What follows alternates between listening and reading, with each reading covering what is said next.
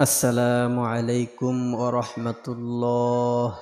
তো এখানে 14টি বিষয় আছে। মহিলারা নামাজ পড়ার জন্য 14টি বিষয় যদি অনুসরণ করে তাহলে তাদের নামাজ সহিশুদ্ধ হবে। তাকবীরে তাহরিমা, রুকু, সিজদা, শেষ বৈঠক, এই বিষয় নিয়ে আজকের এই আলোচনা।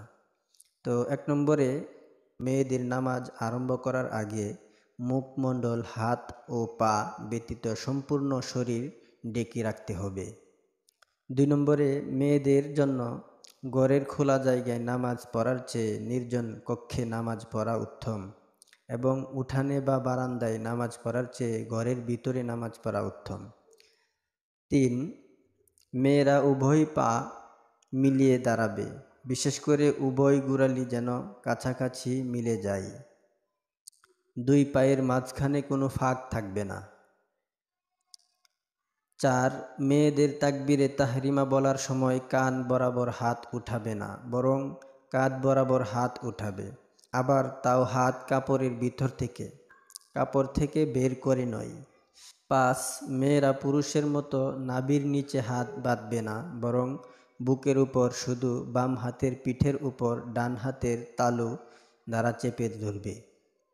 6, রুকুতে মেয়েদের পুরুষের মতো কোমর সোজা রাখা প্রয়োজন নেই।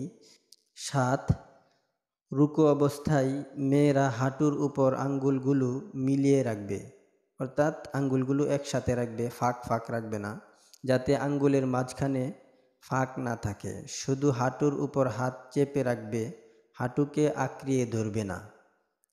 8, রুকুতে মেয়েরা পুরুষের মতো পাগুলো সোজা রাখবে না, বরং হাঁটু সামনের দিকে সামান্য ঝুঁকে রাখবে আর পিঠ সামান্য বাঁকা রাখবে। 9, মেয়েরা রুকু করার সময় নিজের বগল ও বাহু মিলিয়ে রাখবে, পুরুষের মতো বগল ও বাহু পৃথক থাকবে না। 10, সিজদাহে যাওয়ার সময় পুরুষরা হাঁটু জমিনে ঠেকানোর আগে সিনা ঝুঁকবে না, কিন্তু মেয়েরা প্রথম থেকেই শরীর সামনে ঝুঁকাতে পারবে। 11, মেয়েরা সিজদাহে রান পেটের সাথে এবং বাহু বগলের সাথে মিলিয়ে রাখবে এবং উভয় পা খাড়া করে রাখার পরিবর্তে ডান দিকে বাহির করে বিছিয়ে দেবে। 12, পুরুষেরা সিজদাহ করার সময় হাত মাটি থেকে উপরে রাখবে, কিন্তু মেয়েরা হাত মাটিতে বিছিয়ে রাখবে।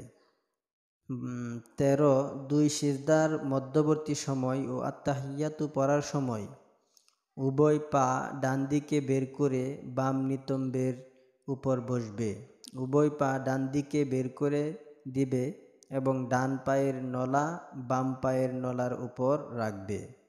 14, সর্বাবস্থায় রুকু, সিজদা, বসা সকল স্থানেই আঙ্গুলগুলো মিলিয়ে রাখবে, অর্থাৎ আঙ্গুলগুলো ফাঁক রাখা যাবে না, আঙ্গুলগুলো একসাথে রাখবেন।